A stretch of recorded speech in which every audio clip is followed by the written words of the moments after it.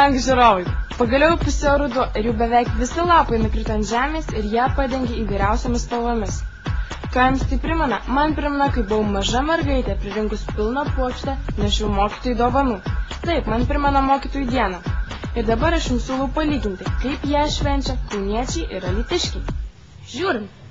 Kauno rajono Mastaičių pagrindinėje mokykloje, kaip ir visose mokyklose, spalio 5 dieną buvo švenčiama mokytojų diena.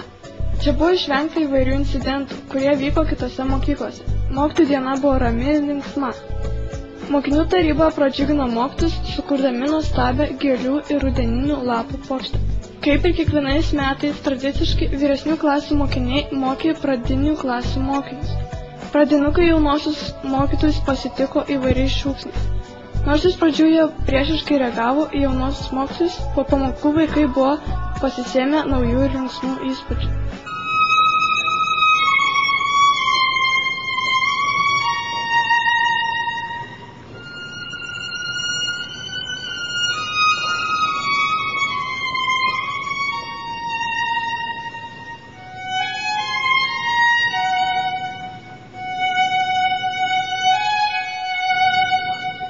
Pasiklausę Kristinos Rinkevičiūtės iš Naujalio gimnazijos 9 klasės smuiko griežimo, mokytojai buvo nustebinti linksmų vaidinimų. Vaidinimų metu mokiniai pavirto daktarais, kiekvienam mokytojui diagnozavo įvairias ligas ir davė patarimų, kaip jas gydyti.